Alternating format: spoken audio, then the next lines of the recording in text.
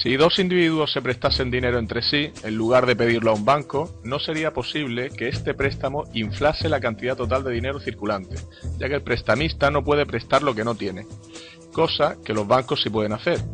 Solo los bancos comerciales y las grandes empresas pueden prestar dinero que producen por el mismo hecho de prestarlo.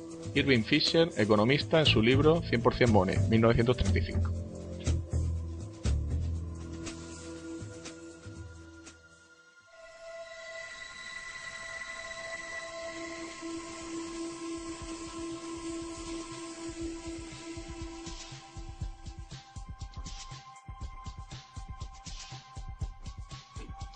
El estudio del dinero, por encima de otros aspectos de la economía, es un campo cuya complejidad sirve para distorsionar u ocultar la realidad, no para esclarecerla.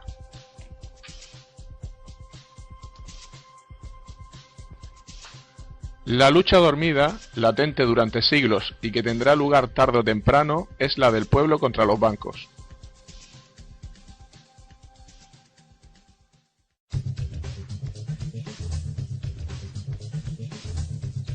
El dinero es deuda 2.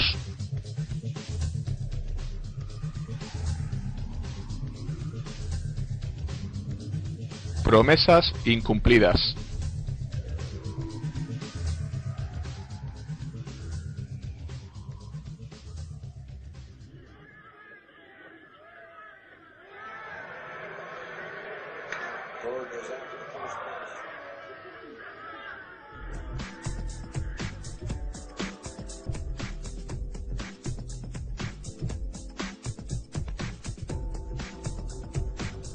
¿Queréis limonada?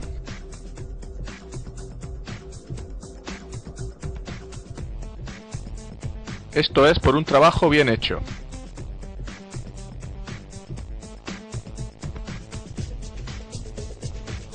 Desde luego estos chicos se buscan bien la vida. Vuestros ahorros estarían mejor en una cuenta bancaria. De esa forma vuestro dinero trabajaría para vosotros.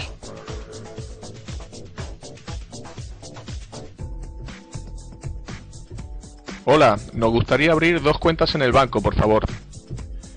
Tenemos una cuenta en el banco como las personas mayores y podremos sacar el dinero cuando queramos. Quizás su primera experiencia al ingresar dinero en un banco fue similar a esta. Años más tarde, todavía recordará el balance de su cuenta corriente como si fuera su dinero, pero lamentablemente esto no es cierto. Si contratamos una caja de seguridad en el banco, los objetos valiosos depositados son todavía nuestros. Simplemente alquilamos espacio para almacenarlos. En lenguaje común, la palabra depósito significa guardar algo, pero su uso en el lenguaje bancario es sustancialmente distinto. El depósito bancario es en realidad un préstamo. La cantidad guardada o depositada en el banco en realidad indica lo que el banco nos debe. Registra solo la promesa del banco de pagarnos esa cantidad de dinero.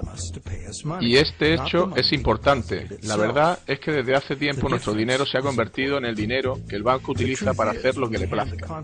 Todo el dinero en el banco le pertenece a él, no a nosotros. Por ello, el banco nos paga intereses por los depósitos. En realidad, prestamos dinero al banco. None of it is ours. That's why the bank pays us interest. We have loaned the bank our money. Parece una simple discusión léxica, pero no lo es. Sabemos que podemos pedir al banco que nos devuelva nuestro dinero en efectivo en cualquier momento, pero no por ello cambia lo anterior. No es una discusión trivial, es importante. ¿Qué pasaría si algunos de nosotros supieran realmente el modo en que trabaja realmente la banca? Toda la economía actual se sustenta en un sistema de crédito bancario, y cuando ese sistema deje de funcionar, todo el mundo sufrirá. Impagos, embargos, bancarrotas, quiebra bancaria, rescate gubernamentales.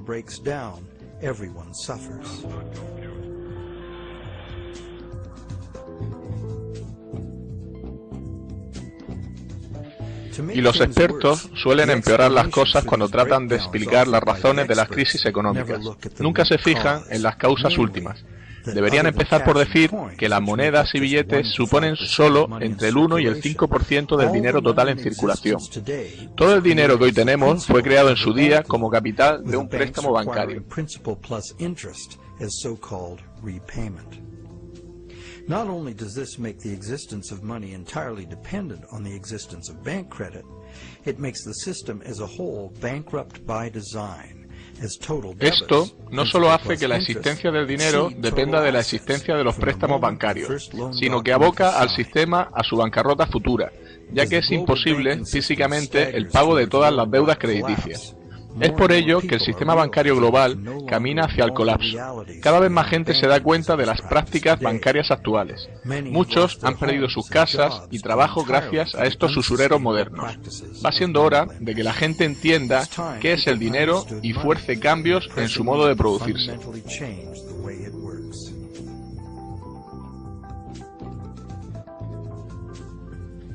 Clarificar conceptos bancarios sería un primer paso para entender el sistema. Ya sabemos que un depósito es en realidad un préstamo al banco.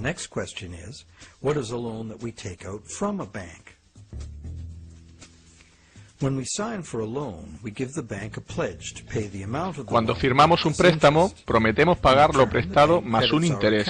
A cambio de ello, el banco nos anota una cantidad en nuestra cuenta. Decimos que el banco ha puesto el dinero en nuestra cuenta. Lo único que ha hecho es hacer un apunte contable que refleja una promesa de pagarnos. Estamos hablando en realidad de un intercambio de promesas. Nadie ha dado nada al otro salvo promesas de satisfacer una deuda. Entonces, ¿quién presta y quién pide prestado en realidad? Los términos préstamo, prestamista y prestatario son realmente confusos. La verdad es que ambas partes realizan promesas de pagar, y en el proceso crearon algo llamado préstamo o dinero a cuenta, que puede ser legalmente utilizado como dinero. El crédito bancario puede ser gastado porque seguimos pensando que cada vez que depositamos dinero en la cuenta, esto incrementa nuestro balance en la misma cantidad. De hecho, si no ponemos algo en nuestra cuenta, estará vacía. De este modo, se asume con naturalidad que el dinero depositado en la cuenta es algo puesto allí. La cuenta es una promesa en sí misma de pagar el dinero en monedas y billetes. De hecho, una promesa siempre indica que no tenemos lo prometido. Si no es así, ¿para qué necesitaríamos prometerlo? Ahora ya sabemos que todos los apuntes bancarios son promesas de pago, y que el banco y el prestatario simplemente intercambian promesas, y que solo con teclear un ordenador, la cuenta del prestatario consigue un balance positivo, sin nadie depositando físicamente dinero real. Ahora conoces el origen de lo que llamamos préstamo bancario. La banca comercial crea dinero anotado cuando autoriza un préstamo, simplemente añadiendo dólares en sus libros de cuenta a cambio de una promesa de pago futuro del prestatario.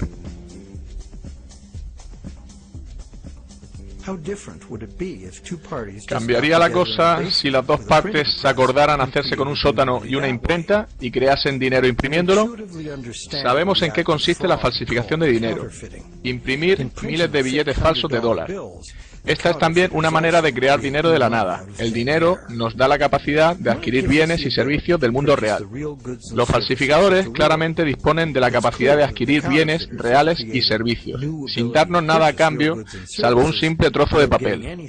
Los falsificadores obtienen algo a cambio de nada, directamente a expensas de quienes aceptan el dinero falsificado. Y si el dinero falsificado no es descubierto, ellos obtienen su beneficio a través de las ganancias de todos.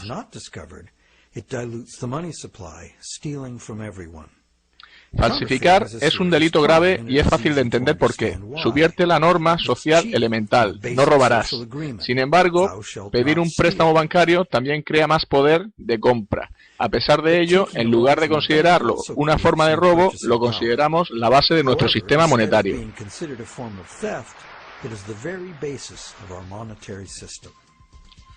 Los bancos prestan creando crédito, crean medios de pago de la nada. ¿Cómo puede llegar a ser una forma de crear dinero de la nada un crimen y la otra convertirse en una práctica económica habitual y la fuente de casi todo el dinero circulante? ¿Por qué sucede esto? Para entender cómo, necesitamos entender la historia de las leyes comerciales. Antes necesitamos entender la lógica intrínseca del proceso de préstamo.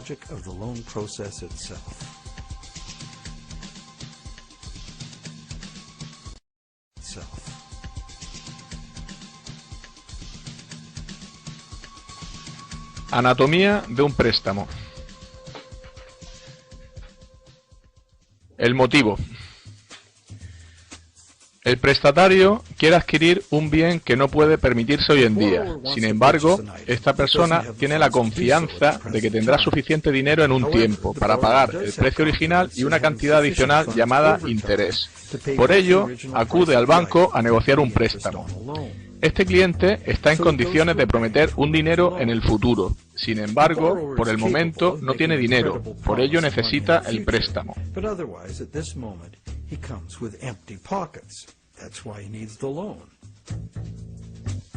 El método. Todos sabemos lo que sucede a continuación. El banco consigue que el cliente firme un contrato, o en su defecto, entregará al banco el objeto que pretende comprar con el préstamo.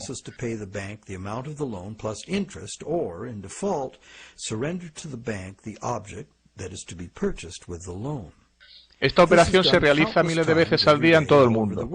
Pero existe un problema. ¿Cómo puede el cliente prometer algo que no posee todavía? Si yo quisiera pedirte un préstamo de $10.000 para un crucero por Europa, ¿podría poner como garantía el coche de mi vecino? Evidentemente no, porque no tengo derecho legal a darte el coche de mi vecino, y da igual cuánto te deba. En lugar de eso, yo prometí comprarle a mi vecino su coche con los 10.000 que me prestarías. La situación cambia. Tú puedes acordar conmigo prestarme los 10.000 creyendo que sí compro el coche, y te prometo pagarte el préstamo cuando sea legalmente mío. Sin embargo, hasta que se complete la venta, tus 10.000 no pueden estar asegurados por ningún título de propiedad sobre el coche.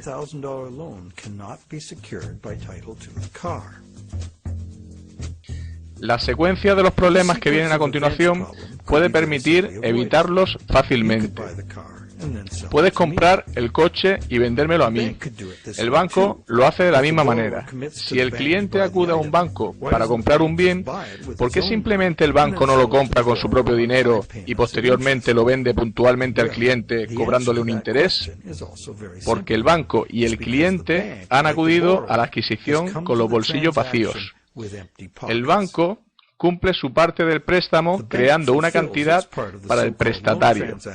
La verdad es que el autodenominado prestatario ha empeñado su cuenta adquiriendo un coche. Como consecuencia de esto, todavía no lo posee.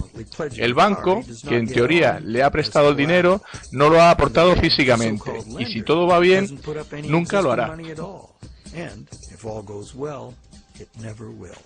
Aceptación del fraude. El cliente prestatario cree que los números de su cuenta representan su dinero en el banco. Como el resto de nosotros no entiende la diferencia entre dinero existente y promesa de dinero. Si de todos modos lo puede gastar, ¿cuál es el problema? Por ello, la cuestión es, ¿aceptará la vendedora del coche la promesa de pago del banco? Cierta gente puede pensar que el efectivo sale del banco del comprador. ¿Por qué? Esto se debe a que la vendedora sabe por experiencia que puede ingresar el talón en su banco e incrementar su cuenta. ¿Qué sucede a continuación?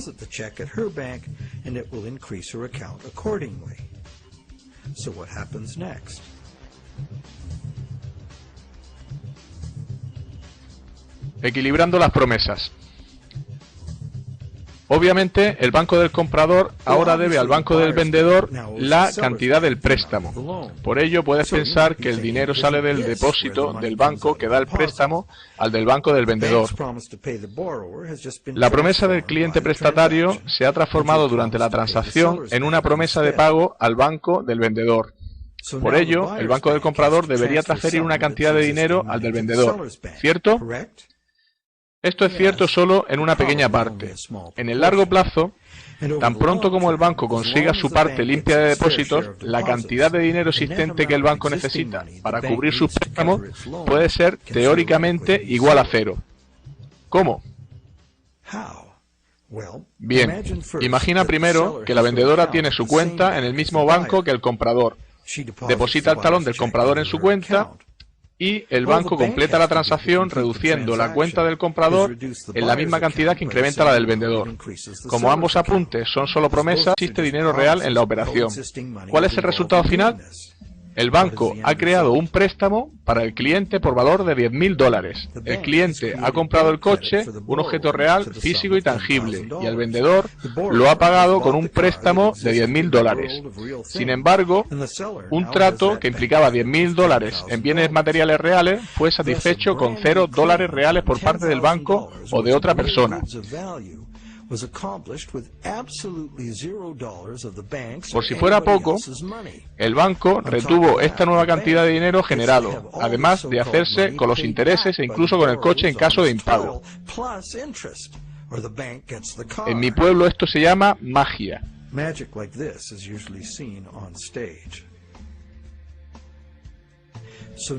Veamos qué sucede si la vendedora deposita el talón en un banco diferente. ¿Será necesario el traspaso de fondos desde el banco del comprador? Quizás, pero casi nunca por toda la cantidad. Esto se debe a que el sistema bancario funciona como un todo. Para ilustrar esta situación, añadiremos otra transacción a este escenario. Simultáneamente, el banco de la vendedora hizo un préstamo similar a una anciana, que compró un juego de altavoces para su televisor. El vendedor de la tienda de electrodomésticos ingresó su talón en el banco, de tal forma que este tercer banco hizo un préstamo similar ingresado en el banco del prestatario original. Cuando los balances fueron conformados, los bancos no se debían nada entre ellos. Aunque hubiese diferencias, serían una pequeña porción del total de crédito creado. Por lo tanto, los bancos prestan a sus depositantes cantidades de dinero mayores de las que ellos mismos necesitan para hacer préstamos. Esto se debe a que los bancos necesitan a su vez pedir prestado a otro banco para activar su propio crédito siendo depositado en dichos bancos. Los bancos son capaces de hacer nuevos préstamos y crear cantidades de dinero ligado a deuda debido a que los bancos mantienen sus balances crediticios con créditos entrantes. Generalmente, este dinero no vuelve a salir de los bolsillos del banco. El banco puede invertir fondos propios en bonos empresariales y gubernamentales u otros instrumentos financieros. Si dibujamos un diagrama, quedaría así. El interés que los gobiernos y empresas pagan a los bancos en sus bonos es pagado por nosotros. Lo abonamos como parte de nuestros impuestos y en el precio de los bienes y servicios que adquirimos.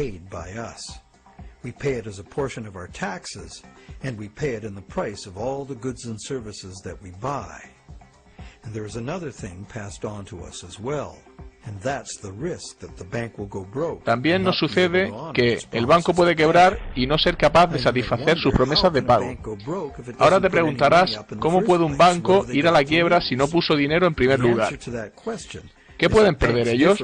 La respuesta es que los bancos no son lo mismo que los falsificadores. A los bancos se les permite crear nuevo dinero, pero solo sirviéndose de reglas contables. Solo pueden fabricarlo anotando la deuda del prestatario como un activo. En el lado positivo está su balance, en el negativo firmado por el préstamo de su balance, o lo que los bancos llaman confianza en los depósitos creada por el banco. Cuando un cliente cae en el impago, el activo que aseguraba la transacción es embargado por el banco y vendido. En un mercado a la baja es muy común que el nuevo valor del bien no cubra el valor del dinero que el banco prestó, ya que éste se basaba en un valor previo superior. Esto debe mostrarse como una pérdida en los libros contables. Cuando los embargos suben y el mercado inmobiliario colapsa, el valor de los bancos se evapora de forma colateral, a medida que las casas bajan de precio, exponiendo al banco a enormes pérdidas. En verdad, solo se trataba de números creados de la nada, pero los bancos deben actuar conforme a dictados de esos números, y las consecuencias de que un banco vaya mal pueden incluir parálisis económica, desintegración social, caos financiero total, hambre y guerra. Quienes viven de los números pueden también morir a causa de ellos. Es terrible pensar en cómo una calculadora puede escribir un epitafio.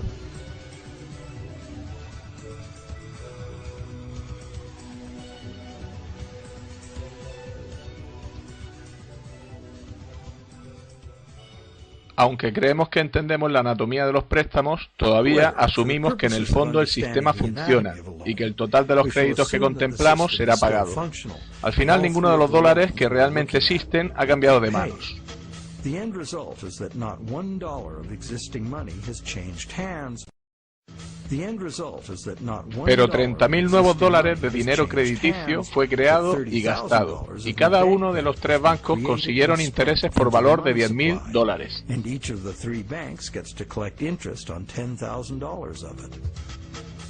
¿Es la creación de estos 30.000 dólares, de hecho, un acto similar a la falsificación? La diferencia es que el sistema bancario es legal, regulado por los gobiernos y la justicia para seguir las reglas contables. Otra diferencia es que no hay una víctima evidente, como la persona a la que le cuelan un billete falso. Los bancos argumentan que comprador y vendedor estaban de acuerdo. ¿Dónde está el fraude? Si hay un fraude en esto, ¿quién pierde? Veamos quién consiguió lo que quiso en el trato.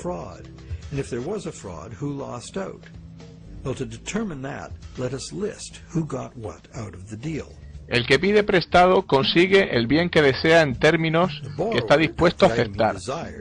Puede, maldiga haber pedido un préstamo cuando haga frente a los intereses, o quizá viva felizmente agradecido de haber conseguido el préstamo.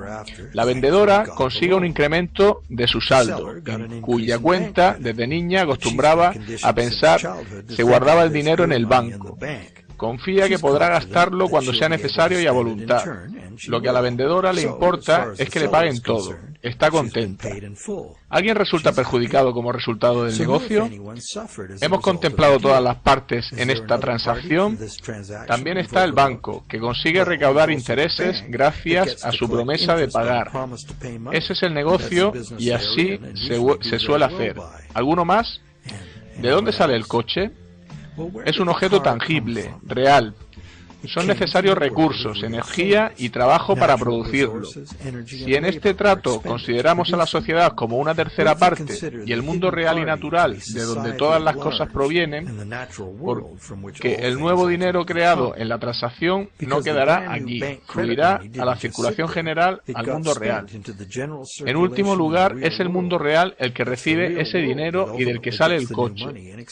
Este nuevo dinero podría estimular nuevas producciones, incrementando temporalmente la economía y haciendo a la gente feliz. Frecuentemente así sucede.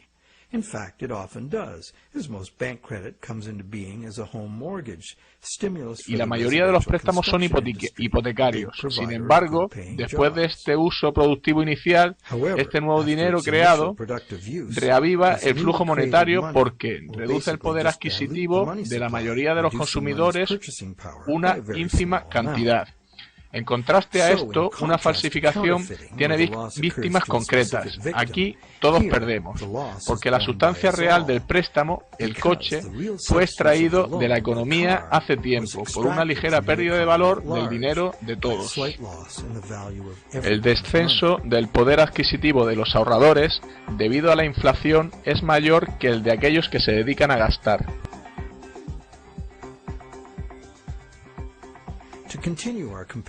Siguiendo con la comparación entre falsificación y préstamo bancario, nos encontramos que la primera es generalmente detectada y el dinero puesto fuera de la circulación, causando una pérdida directa a quien lo aceptó.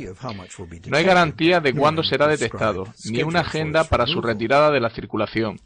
El crédito bancario es también puesto fuera de circulación cada cierto tiempo. Cuando se devuelve el préstamo, la parte principal o capital de cada pago se extingue. Recuerda que casi todo el dinero existente hoy en día se debe al crédito bancario. Sin embargo, cada dólar que llega a manos del banco queda registrado para ser utilizado algún día en amortizar capital de un préstamo, con lo que se retira de la circulación a la economía en forma de intereses a depositantes de una cuenta u otras obligaciones del banco.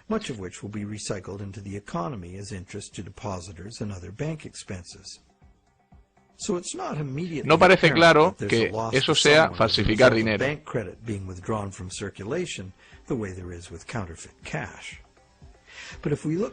Pero si miramos más detenidamente, encontramos algo interesante. No necesitamos más que conocimientos aritméticos elementales para entender el poder que nos da controlar los flujos monetarios. ¿Y por qué el sistema actual necesita expandir continuamente la deuda o llegará al colapso? Si la tasa de dinero creado cae por debajo de la tasa de dinero destruido, la cantidad total de dinero en uso se reducirá. Esto se llama deflación, porque el flujo de dinero se deshincha como un balón.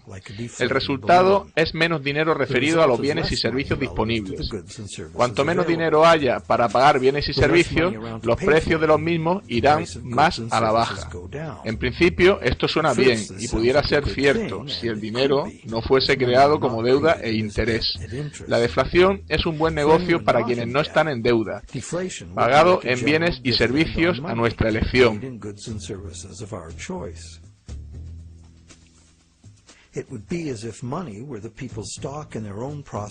Esto sería correcto si el dinero estuviera en manos de la gente, las empresas, el país. La gente no pediría aumento de salarios. Si un país fuera globalmente más productivo, sin embargo, todo el mundo saldría ganando automáticamente porque su dinero valdría más. Sin embargo, este no es el efecto que la deflación tiene en un sistema, donde el dinero se origina en forma de deuda o interés. Más del 95% del dinero actual deriva de la deuda a los bancos. Como hemos visto, la parte principal o capital del mismo es la creada, no el interés. En el lapso de tiempo entre la creación del dinero y su devolución, y mientras devolvemos los intereses al banco, la mayoría de nosotros puede mantener parte de sus pagos mientras el flujo monetario se incremente. Sin embargo, si el flujo monetario o la deuda total desciende, el dinero es más difícil de ganar debido a su escasez, y los pagos fijos son más difíciles de satisfacer. Para aquellos que están endeudados, las restricciones en el dinero en circulación pueden ser catastróficas.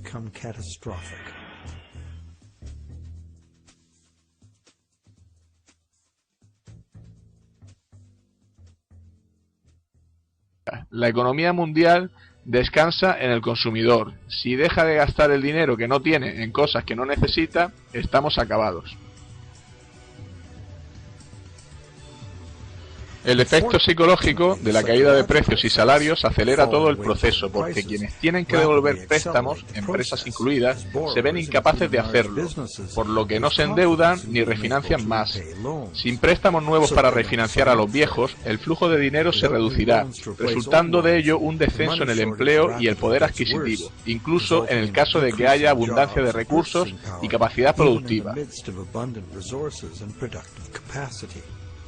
Esta espiral matemática hace inevitable los embargos masivos. Los precios bajan porque nadie quiere gastar su dinero. El mercado a la baja destruye el valor del bien que garantizaba el préstamo, causando enormes pérdidas a los bancos. Algunos incluso cierran, la confianza empresarial y del consumidor se pierde, y siguen disfunciones sociales y económicas.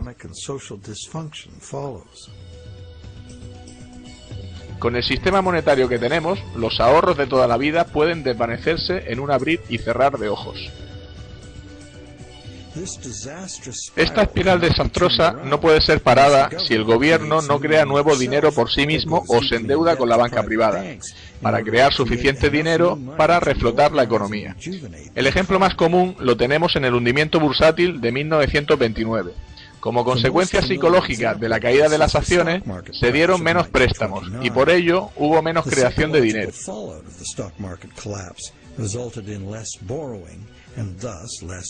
La Reserva Federal no hizo nada para evitar la deflación y en 1932 el flujo de dinero se había reducido a un tercio.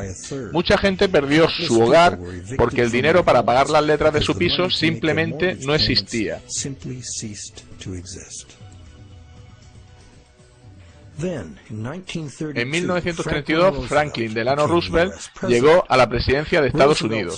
Su New Deal se basó en recuperar la economía restaurando el flujo monetario. Para contrarrestar las restricciones monetarias, pidió préstamos a la banca privada. Las fábricas comenzaron a contratar, pero solo cuando la guerra llegó se dieron cuenta de que serían necesarios trabajos e inversiones económicas fuertes para ganarla. Paradójicamente, fue el dinero gastado en la Segunda Guerra Mundial el que terminó con la Gran Depresión. La guerra también causó 50 millones de muertos y condujo a un frágil equilibrio de poder internacional, a una carrera armamentística y devastadoras transformaciones sociales y tecnológicas.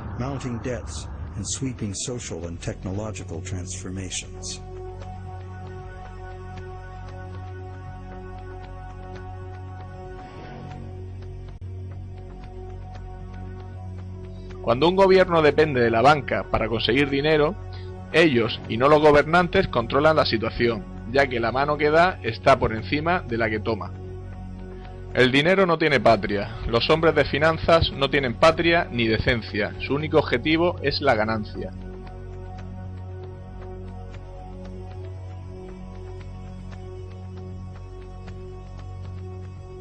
No volvería a hacer la guerra en favor de ciertas inversiones deleznables de los banqueros. Solo hay dos cosas por las que vale la pena luchar: para defender nuestros hogares y por la Carta de Derechos de nuestra Constitución.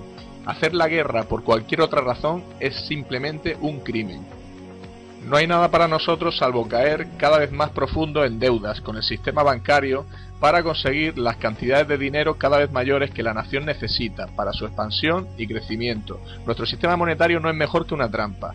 El poder del dinero que ha sido capaz de eclipsar a los responsables gubernamentales no es simplemente el poder de las grandes fortunas, sino que es nada más y nada menos que una nueva técnica de destruir dinero añadiendo y retirando anotaciones en cuentas bancarias, sin el más mínimo interés por el bien de la comunidad o el papel que el dinero debería tener en ella.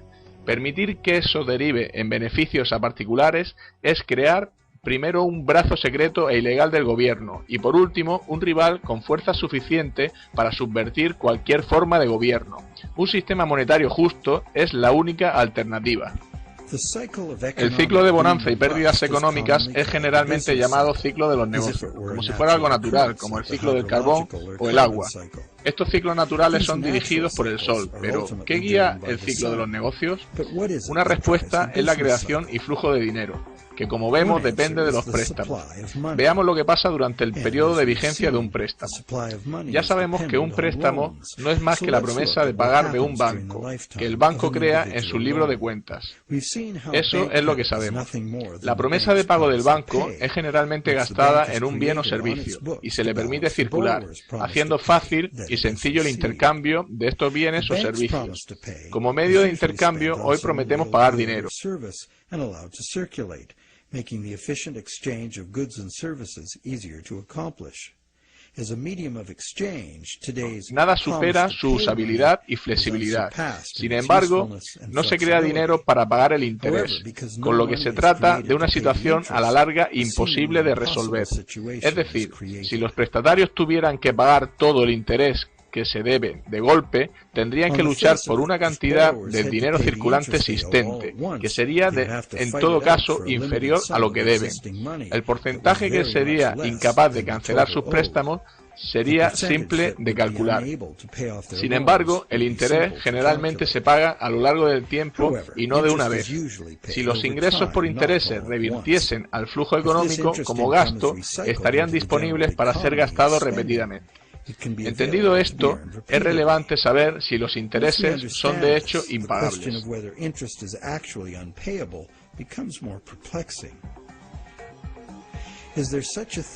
¿Existe algún sistema sostenible de préstamo que no produzca impagos de forma estructural? En la Edad Media, la usura, entendida como préstamo con interés o cualquier otra forma no productiva de ganar dinero mediante el dinero, era considerada pecado. Aunque la justificación era moral, la razón era práctica. En un sistema monetario fijo basado en la extracción de oro, cualquiera que sistemáticamente prestase su dinero con interés, pronto acapararía todo el dinero. Esto fue una de las grandes causas de la caída de Roma. Especuladores privados acapararon el oro, forzando al gobierno a acuñar nuevas monedas, hechas de otros metales en lugar del oro. La moneda basada en otro patrón metal provocó falta de confianza entre la población y el sistema colapsó. Aprendieron la lección. La Iglesia Católica durante 1000 años declaró pecado el cobro de intereses en un préstamo, castigado con la excomunión. En algunos países la pena por usura era la muerte. ¿Es realmente un pecado el cobro con interés? Hoy parece razonable cobrar por el uso del dinero, pero hay un problema simple e inevitable en ello. El problema viene si los prestamistas no gastan cada céntimo de interés que reciben, de forma que los endeudados puedan ganarlo de nuevo, dependiendo de sus virtudes o lo duro que trabajan. Alguien puede caer en el impago simplemente como resultado de la aritmética. Esto es fácil de ilustrar con un flujo determinado de dinero que viene del oro. Tan pronto como todas las monedas que conforman el interés son gastadas y los prestatarios pueden ganarlas, las mismas monedas son usadas para pagar una y otra vez el interés. El usurero puede aprovechar comprando bienes con ese dinero, pero el dinero debe ser gastado, no prestado o retirado de la circulación. Este acuerdo sería sostenible si no añadimos nada más.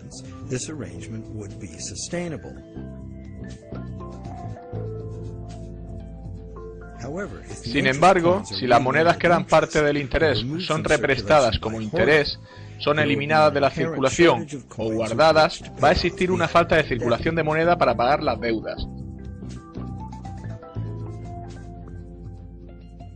Esta situación no tiene grandes diferencias con nuestro sistema de deuda actual. Como hemos visto, cada dólar creado hoy día proviene de una deuda. Después será cancelado por un pago por el valor del principal del préstamo con el que se creó. Por esto, dos cosas son necesarias para los que suscriben préstamos, si quieren ser capaces de pagar la cantidad inicial más los intereses. El dinero principal o capital del préstamo debe estar disponible para ser ganado por quien lo ha pedido, para que pueda hacer el pago principal que exige ese dinero. Asimismo, cada dólar que el cliente paga al banco como interés también debe estar disponible para ser ganado de nuevo por él, para que pueda ser pagado como intereses una y otra vez.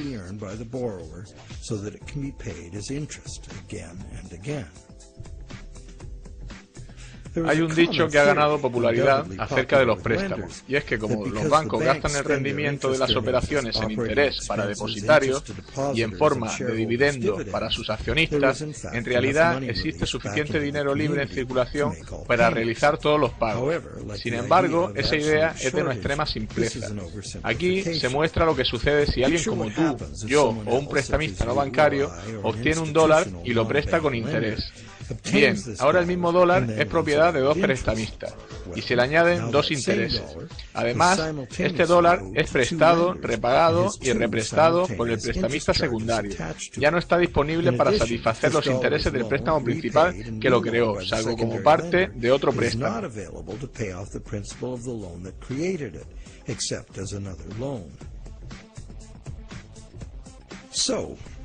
Entonces, ¿podemos pedir prestado a Peter para pagar a Paul y a la inversa? Esto se pone interesante. Sí podemos. Sin embargo, cada vez que hay un préstamo hay que añadir un interés que también ha de ser satisfecho. Si es posible ganar estas cantidades de interés, todos los pagos serán realizados. En esto basa muchos economistas y defensores del modelo actual. Arguyen que no puede haber una escasez de dinero y que los pagos pueden realizarse. Pero se trata de un axioma falso.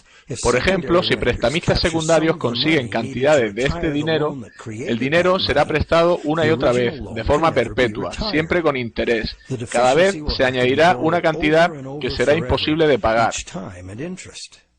Esa es la razón por la que cada interés se carga en el sistema como un todo. It stands to reason that for each added interest charge in the system as a whole, something extra is demanded. Algo extra del sistema en su conjunto sería necesario para que fueran pagables. Esto afecta tanto a productores, gobiernos y consumidores. La competición para vender más necesita bajar los precios para conseguir mayores ventas y nos lleva a la superproducción y saturación del mercado. Como consecuencia, puede crecer el desempleo, cerrar factorías y haber bancarrotas.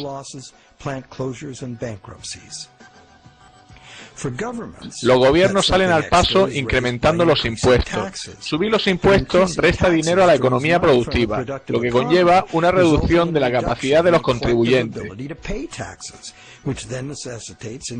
Cuando lo necesitan los gobiernos piden préstamos y afrontar en el largo plazo más intereses. Los consumidores pueden obtener ingresos extras pluriempleándose, pidiendo préstamos para pagar deudas pasadas o dejando de pagar durante periodos prolongados de tiempo. La competencia para conseguir un trabajo mueve a la baja los salarios durante largo tiempo, añade cantidades enormes a la cantidad de intereses que se debe. Y pedir prestado para cancelar deuda es como querer cerrar un agujero cavando. Es la situación en la que nos encontramos ahora. Los productores no pueden vender más porque los consumidores no pueden permitirse comprar. Los gobiernos creen que bajar los impuestos estimula el consumo, compensando de esta forma los escasos ingresos de los consumidores, que compiten por un mismo puesto de trabajo. Sin embargo, cualquier incremento global en la cantidad de intereses lastra el sistema monetario, provocando escasez de dinero dentro del mismo. Esto se debe a que la economía productiva real debe limitarse a la disponibilidad de los recursos naturales. La economía productiva sirve a las necesidades actuales, no a las demandas artificiales de la economía financiera, que tiene una sed ilimitada en beneficios y que trabaja obviando las limitaciones físicas del mundo real.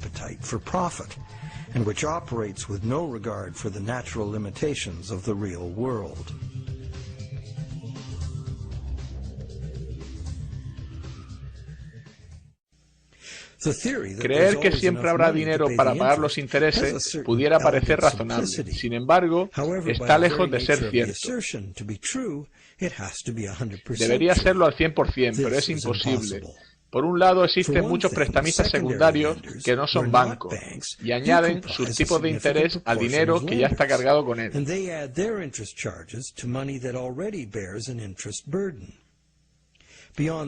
Más allá de esto, tenemos la expectativa de que el dinero genera dinero. Se fabricaría y estaría en condiciones de ser ganado el dinero necesario para gasto, en lugar de ser prestado con usura o invertido para obtener ganancias. Sin embargo, podemos concluir que esas dos condiciones, que deberían ser verdaderas para todos los deudores de préstamos, tanto en el capital como en el interés, y que por eso estarían en condiciones de cancelar su deuda, no se dan en el sistema actual. No existe en el sistema actual restricción alguna a la refinanciación por terceros del dinero que fue creado como préstamo. No existe intención alguna de los bancos de poner las ganancias a disposición de los deudores para ser ganadas y que puedan pagar sus deudas. Muy al contrario, los bancos invierten esos beneficios en conseguir más beneficios. Pero no solo son los bancos los causantes de esto. Cualquiera que entra en el ciclo del préstamo contribuye a hacer más grande la burbuja, a expensas de quienes no serán capaces de conseguir dinero para cancelar sus deudas y que se verán obligados a refinanciarlas hasta ser embargados. Una bola de nieve mayor se agranda más rápido. De la misma forma, crecen los intereses en un préstamo mayor. El rico se hace más rico y el pobre se hace más pobre. El dinero necesario para los prestatarios, en su reino inferior de la economía productiva, del trabajo diario, sube unos escalones para jugar en el casino del mundo de las ganancias financieras abstractas. Y en ese mundo es donde las transacciones son apenas apuestas a números, en un esfuerzo por lograr mejores cifras. Nada tiene esto que ver con satisfacer las necesidades reales de las personas.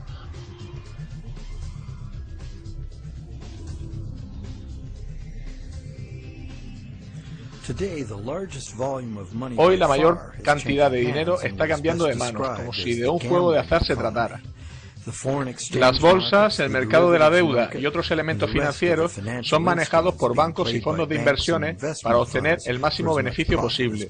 El volumen del comercio en los mercados de divisas extranjeros en una sola semana sobrepasa el volumen total del comercio mundial de bienes reales en un año. El dinero está continuamente manejado por especuladores, buscando beneficios en las fluctuaciones monetarias, que existen solo en la economía de casino en que se mueven. ¿Y en qué medida es impagable el monto de intereses de la deuda de hoy? Solo podríamos saberlo con certeza juntando todo el dinero del mundo.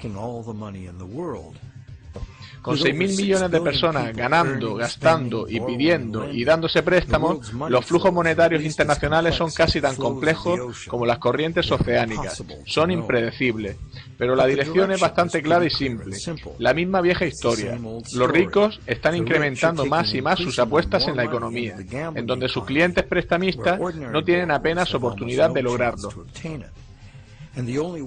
La única posibilidad de subsistencia del sistema es crear más dinero, y como el dinero se crea como deuda, la única manera de sostener el sistema es crear más deuda de forma que sea, incluyendo créditos para clientes poco fiables, para gastos enormes de defensa y seguridad estatales y rescates a bancos.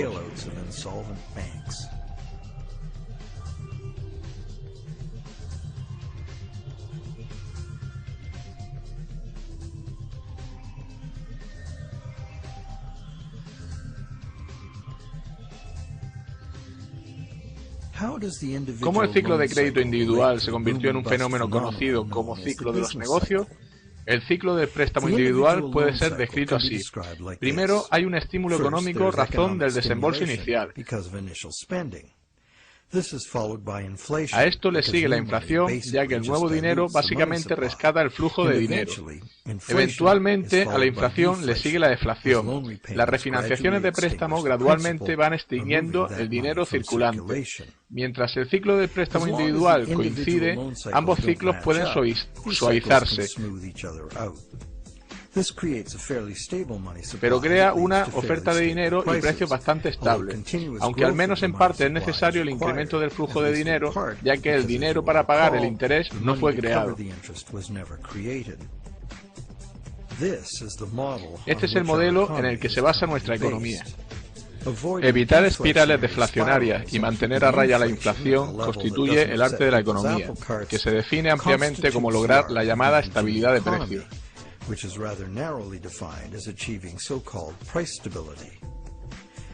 Sin embargo, si echamos un vistazo al poder adquisitivo del dólar a lo largo del siglo pasado, instantáneamente se revela lo que significa la estabilidad de precios en bienes reales. El dólar ha perdido casi todo su valor, un 96%, y lo sigue haciendo en la actualidad. No estamos logrando la estabilidad de precios. Claramente se necesita estudiar psicología para entender la naturaleza humana. El ciclo del crédito individual dentro del fenómeno colectivo del ciclo del negocio. La simple razón es que si una persona ve grandes perspectivas en un negocio pidiendo préstamo correctamente y expandiéndose, otros confían en lograr lo mismo.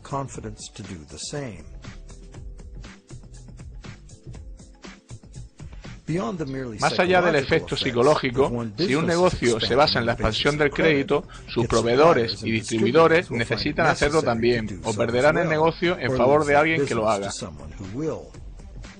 El mismo efecto podría darse en el caso de una compañía que no encuentra crédito. Por lo tanto, es previsible que los ciclos individuales de préstamo tengan un recorrido paralelo entre ellos, en lugar de darse al azar, y cuando lo hacen a mayor escala estamos ante el llamado ciclo de los negocios, que proviene directamente de las acumulaciones de la fuerza de ciclos individuales. Para concluir, alguien puede alegar que más allá del intercambio de promesas hecho entre el banco y su cliente, la sociedad se mueve entre una inflación crónica y la dependencia monetaria hacia los bancos, para pagar intereses realmente inasumibles. Esto da lugar a una aceleración en el incremento de la deuda y a una depreciación del dinero. La única alternativa sería un colapso deflacionario de la economía, seguido de un caos social o una guerra. Esta situación tan insana contagia a la sociedad y la debilita a todos los niveles. Somos como adictos. La solución no es consumir más heroína, sino más y más dinero prestado. Y eventualmente nuestra capacidad colectiva para prestar y refinanciar préstamos está agotada. Ello nos lleva a expandir el crédito hacia nuevos mercados, creando esencialmente un instrumento para conducir a más personas hacia una deuda perpetua. En Estados Unidos, esta expansión continua de la deuda ha alcanzado más de 53 trillones americanos de dólares de deuda, lo que supone unas 5 veces los ingresos anuales de todo el país. ¿Está el mundo feliz del final de esta transacción crediticia? Seguramente no. En realidad vivimos ajenos al origen de los problemas. La banca actual es un sistema ilusorio, basado en la falsificación y que busca el control social. ¿Qué pasa con los bancos? ¿Cómo consiguen ganancias como resultado de esto?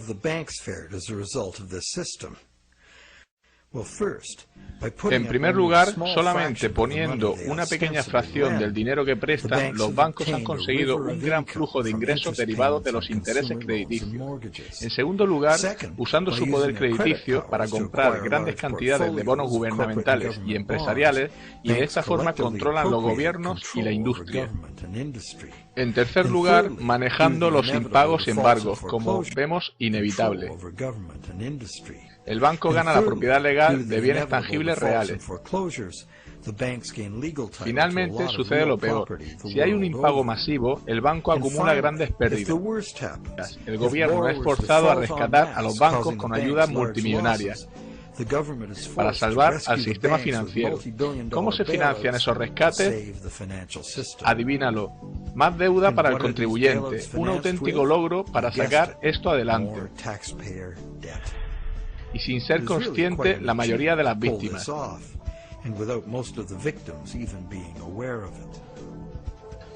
Si estás pensando que debería haber una ley, en realidad hay un conjunto de ellas que legaliza esto. ¿Cómo un sistema como este llega a convertirse en ley? Volvamos a Inglaterra a mediados del siglo XVII para contestar. Cuando el saqueo se convierte en una forma de vida para un grupo de hombres que viven juntos en la sociedad, en poco tiempo ellos mismos crean un marco legal que lo autoriza y un código moral que lo glorifica.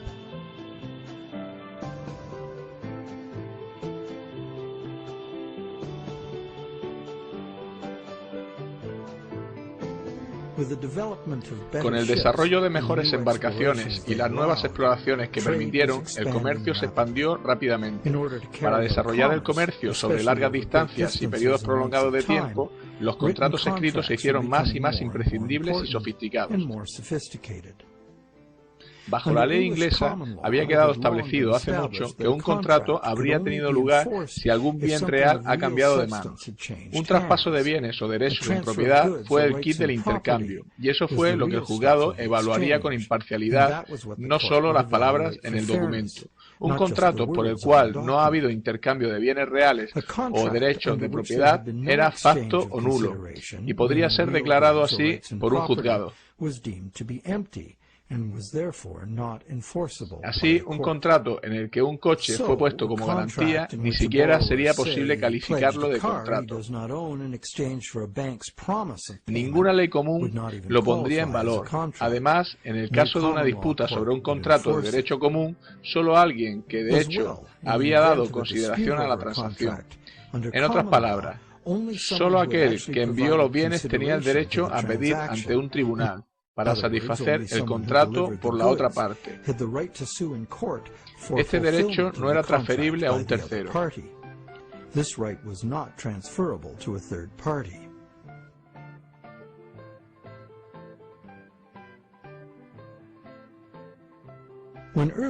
Cuando los comerciantes pioneros iban en expedición con bienes, compraban los bienes de su país con moneda local y los vendían en moneda extranjera de un país distinto. Con este dinero compraban bienes locales en ese país y los traían de vuelta al suyo para venderlos en la moneda local. Bastante sencillo. A medida que el comercio se sofisticó, los comerciantes se hicieron sedentarios. Simplemente contrataban barcos para realizar envíos.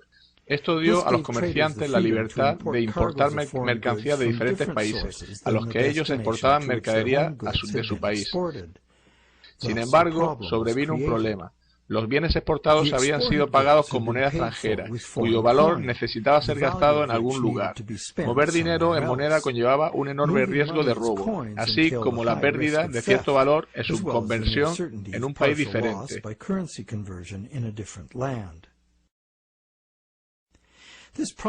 Este problema en los pagos a distancia fue superado por el uso de letras de cambio. Una letra de cambio era una orden firmada de un ordenante a un comerciante, exigiendo que el pago de una suma de dinero a la persona que se identifica como beneficiario. Estaban asegurados por firma y no podían hacerse valer ante un tribunal por un tercero ajeno a las partes originales. Por lo tanto, no estaban acostumbrados a un ladrón o una tercera parte. Probablemente te has dado cuenta que eran los predecesores de los talones bancarios. El ordenante daba instrucciones para que el banco pagase al beneficiario, una persona cuyo nombre se citaba una cierta cantidad de dinero. Esto funcionaba para las transacciones entre conocidos entre sí. La letra de cambio se usaba como una orden de pago en una moneda diferente y lejana, pero los comerciantes pronto quisieron más flexibilidad, generalizar las letras de cambio para pagar a cualquier tipo de comerciante, incluso en la misma moneda, usando letras de cambio como el dinero mismo. Para ello, estas letras debían poder ser utilizables y exigibles por terceros. Como veremos, este fue el momento en la historia del derecho que abrió paso a nuestro sistema bancario. Un tercero, que podría haber comprado onerosamente una letra de cambio sin estar implicado en el intercambio original, no podía esperar el amparo de un juzgado para hacer valerla. Y en base al contrato cobrar la deuda. Este hecho hizo que las letras de cambio de terceros fueran un riesgo inaceptable. Para poder seguir usándolo y garantizar su pago, esencialmente equivalentes a dinero, la ley debería ser revisada para contemplar este incipiente instrumento. En Inglaterra, por una serie de decisiones legales desde 1664 a 1999, este problema fue solventado imprimiendo letras cambiables por terceras partes.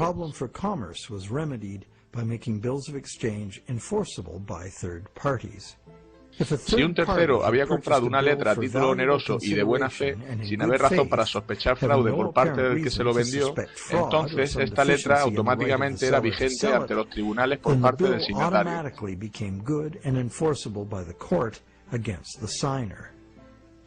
¿Qué significa este cambio?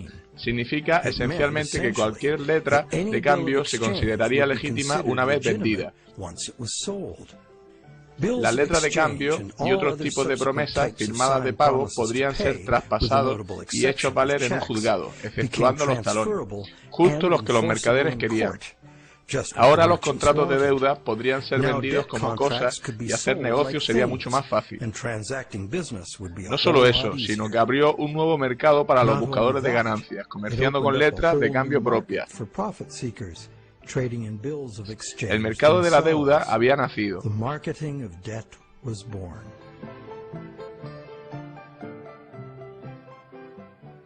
El cambio legal tuvo otro efecto también. Ahora era posible engañar y forzar a una persona a firmar una promesa jurídicamente vinculante para pagar, y luego, si esa promesa era adquirida por terceros de buena fe, podía ser esgrimida ante el signatario en un tribunal. En última instancia, esto se convirtió en uno de los principios rectores del Código Comercial uniforme, que rige los negocios en Estados Unidos y por extensión en el resto del mundo.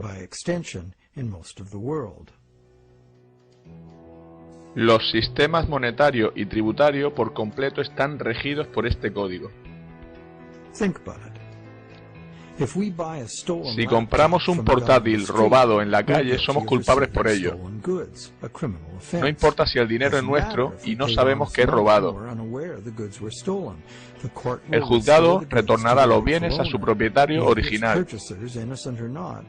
Perdemos nuestro dinero como compradores, seamos o no inocentes. Incluso podemos ser acusados de delito.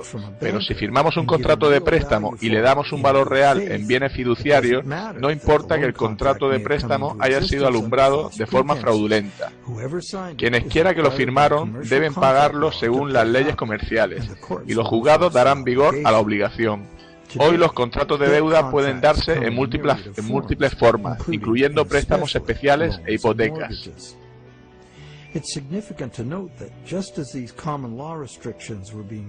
Es relevante saber que tras eliminarse las restricciones legales, fue fundado el nuevo Banco de Inglaterra. Fue el primer banco autorizado a crear dinero de la nada, y los contratos del nuevo banco se hicieron totalmente vigentes ante el prestatario. El banco obtiene beneficio de los intereses de todo el dinero que creó de la nada.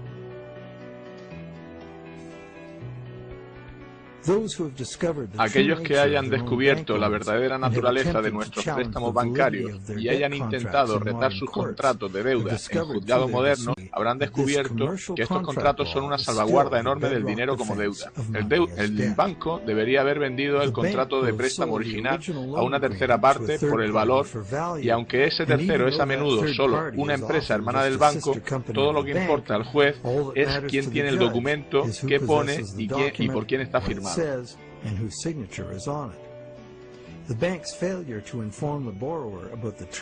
El banco no informó bien al prestatario acerca de la naturaleza del contrato de préstamo, y la ausencia de dinero en efectivo por parte del banco no es relevante.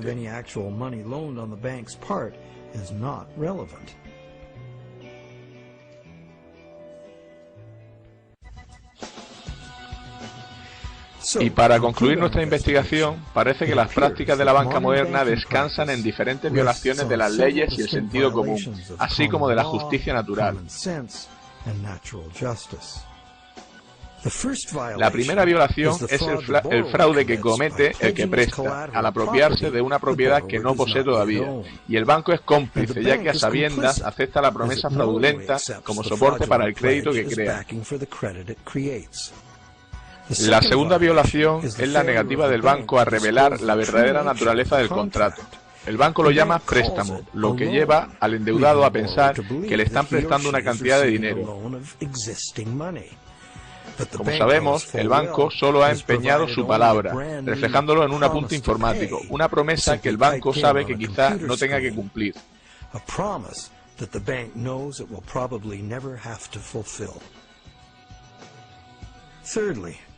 En tercer lugar, el contrato de préstamo debería ser inválido, porque los contratos imposibles son legalmente inválidos.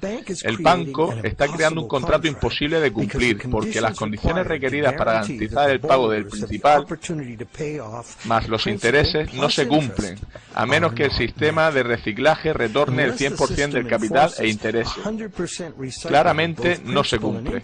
Algunos prestatarios irán al impago y a perder los bienes que pusieron en garantía de sus préstamos, debido simplemente a restricciones estructurales del dinero.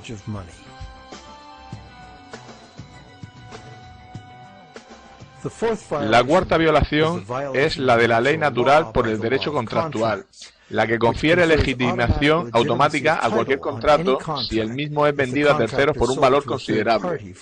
Alguien que no posee algo no puede darlo mejor que quien sí lo posee.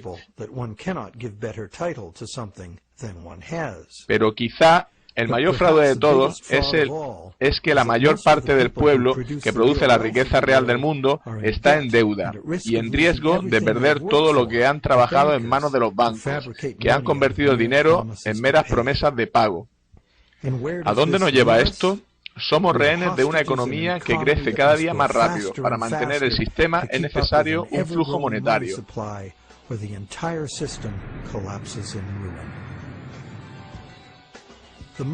El sistema monetario actual rechaza reconocer que la economía real está limitada por la capacidad material del planeta para proveer las materias primas y los servicios que la economía precisa.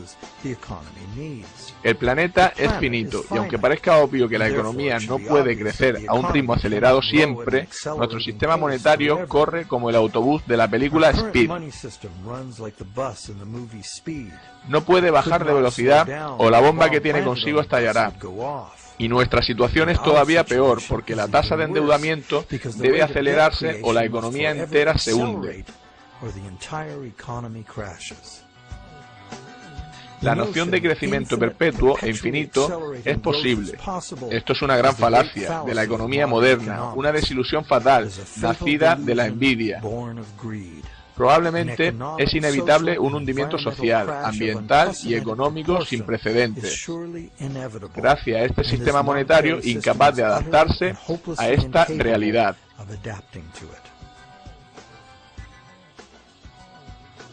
El sistema monetario necesita ser reconstruido desde el mismo suelo.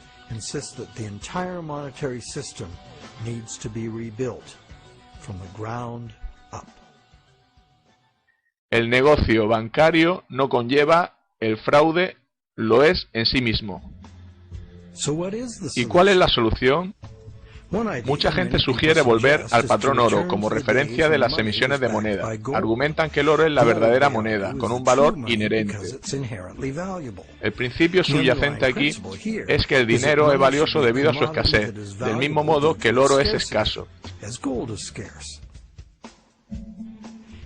La norma general dice que aquellos que sostienen esta visión creen que el dinero debería existir independientemente del gobierno. Hay otra escuela de pensamiento diametralmente opuesta, que piensa que la creación del dinero debería ser monopolio del gobierno. El gobierno, que representa al pueblo, debería gastar el dinero pensando en el interés público, por lo tanto con respaldo de la moneda, y simplemente gastar el dinero que se tiene. El gobierno nunca necesitaría endeudarse o pagar intereses. Si los gobiernos gastasen sin límite, la moneda perdería valor y para prevenir la inflación, la moneda necesitaría ser eliminada. Se podría garantizar usando varios impuestos y tasas. Los gastos gubernamentales serían, sin embargo, interdependientes unos de otros en perfecto equilibrio. Sin embargo, el objetivo de los impuestos sería la estabilidad de precios, ya que el gobierno no necesitaría ingresos por impuestos para operar de forma ordinaria. A lo largo de los siglos se ha usado sistemas de crédito gubernamental y de patrón oro. El patrón oro prevaleció a lo largo del siglo XX. Esto no se debió a que no funcionase el dinero como préstamo del gobierno. Lo hizo en el país donde fue aceptado en el pago de impuestos. Pero hasta la invención del intercambio de moneda moderno, el comercio internacional se realizaba con oro. Además, el hombre ha tenido una fascinación sobrenatural por el oro durante siglos. Durante milenios hemos pensado que el dinero en términos de una riqueza portable e inherente, como las monedas de oro. Sin embargo, no es la única manera de pensar en el dinero. Tampoco en la era del dinero que huye, esto ha dejado de ser exacto. El dinero es, en su raíz, una idea que el hombre inventó para transformar sistemas tribales en complejas civilizaciones. Gracias en parte a su desarrollo, fue posible la especialización del trabajo y el intercambio indirecto de bienes y servicios.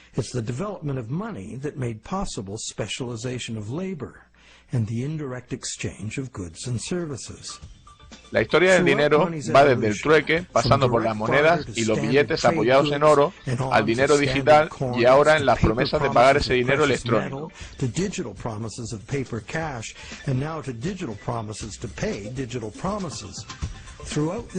En esta evolución prevalece la idea de lograr mayor flexibilidad y seguridad en su uso,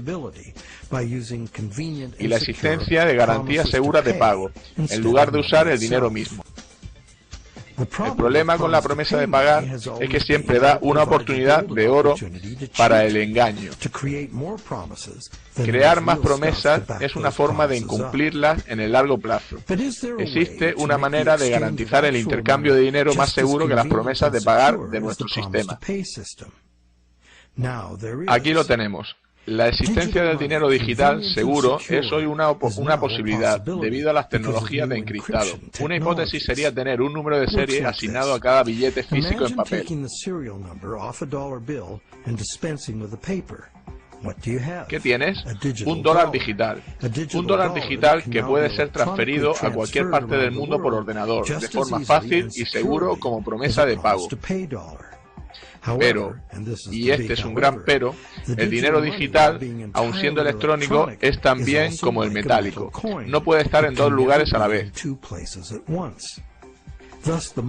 Por ello, la multiplicación de promesas puede ser prevenida insistiendo en el pago ya sea en moneda, papel o de forma digital. No necesitamos mantener este dinero digital en un banco, ya que es de por sí seguro y puede ser transferido por Internet. Como dinero transferible, de forma instantánea, podría incorporar funciones inteligentes imposibles para otros tipos de moneda. Por ejemplo, calcular su propio valor mediante una fórmula matemática, eliminando la especulación, manipulación o errores humanos, por ejemplo.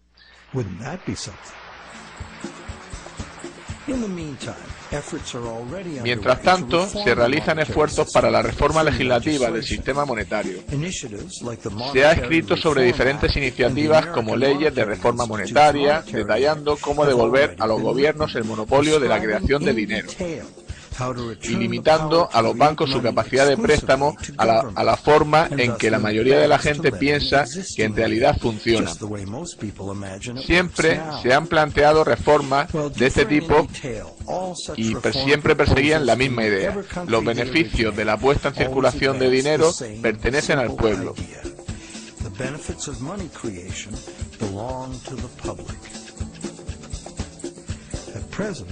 Hoy el dinero no es creado en beneficio de la sociedad, sino en beneficio de los bancos privados.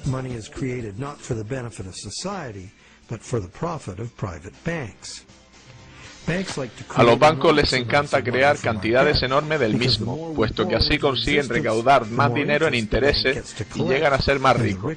En el proceso, los bancos ganan más control sobre todos, individuos, industria y políticos.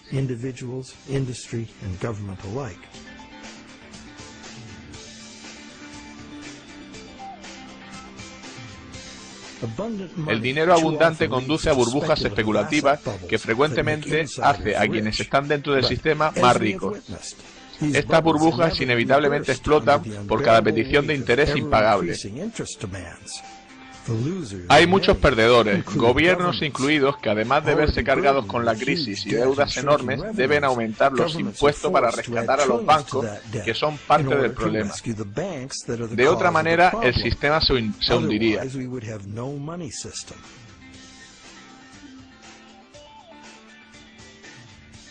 Es una situación absurda y trágica, teniendo en cuenta que los gobiernos podrían crear ellos mismos el dinero y gastarlo libre de interés en infraestructuras, educación, sanidad universal, etc. La mayoría de ese dinero, libre de deuda, se incorporaría a la economía como salario, circulando para beneficio de todos. Este tipo de dinero abundante apoyaría una economía productiva revigorizada en la que los ahorros de la gente podrían basarse en préstamos reales basados en dinero existente.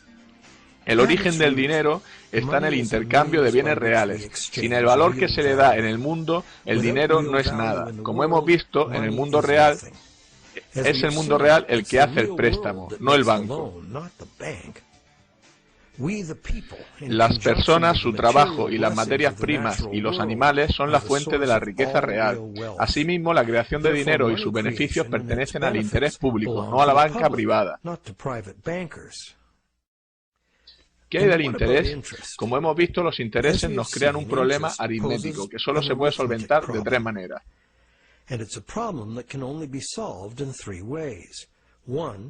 Impagos y embargos,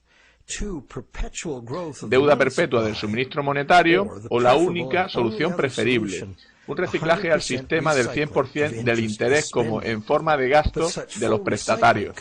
Pero este reciclaje solo puede ser cumplido nacionalizando la industria bancaria en bien del interés público. Por ejemplo, las ganancias de esta banca pública serían pagadas a todos los ciudadanos como dividendo, o se emplearían en inversiones gubernamentales en lugar de recurrir a impuestos, como se hizo en la Pensilvania colonial. Es una manera diferente en que se podría organizar el sistema monetario. Siempre ha habido alternativas y ahora también.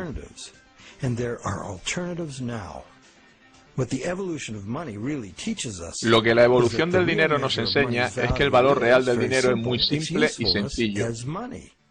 Hay diversas maneras de crear dinero útil. Por ejemplo, el dinero puede ser simplemente una promesa privada de pago, una promesa del dueño de un bien o servicio, como el intercambio de tiempo o el sistema LED. Miles de estas unidades de cambio existen ya, en círculos de confianza. Sus miembros pueden presumir del honor de darse crédito a ellos mismos. Dichas monedas podrían ser un salvavidas a pequeña escala para un eventual colapso del sistema bancario convencional. Cuando el dinero escasea, o por el contrario hay hiperinflación, una unidad de cambio propia basada en el trabajo puede sostener la economía local. ¿Son propuestas radicales? ¿Qué opinas? Existen retos sin parangón ante nosotros. Jamás el crecimiento exponencial nos permitirá sostener una deuda monumental, que debe incrementarse para prevenir el derrumbe del sistema cual castillo de naipes. Afrontaremos incrementos en la desigualdad en el acceso a la sanidad, la deuda, que es ya asfixiante, las quiebras bancarias y catástrofes sociales y medioambientales. Si no cambiamos radicalmente el curso, debemos transformar nuestro sistema monetario para adaptarnos al futuro. En primer lugar, necesitamos estudiar diseños monetarios que se puedan adaptar a un retroceso económico profundo, sin inducir a embargos y bancarrotas masivas.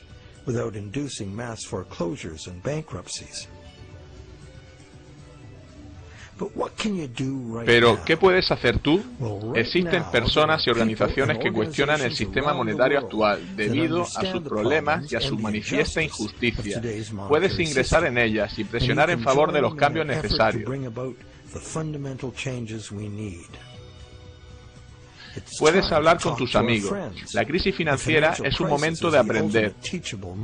Cuando los gobiernos tienen que rescatar a los bancos que antes prestaban dinero, las contradicciones, el fraude y las fallas fatales del sistema actual resultan evidentes.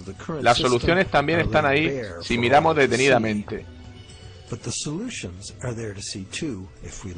No podemos permitirnos hacer ajustes al sistema actual, puesto que no lo salvarán. Son necesarios cambios radicales, buscando el bien de todos, no el beneficio y control de unos pocos. Debemos dejar atrás nuestras percepciones erróneas y desenfocadas para hacer esos cambios, afrontar el reto de una transformación completa.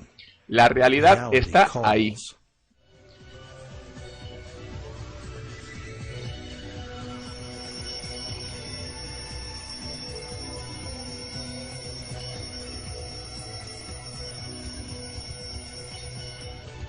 El dinero no paga nada, nunca lo hizo ni lo hará.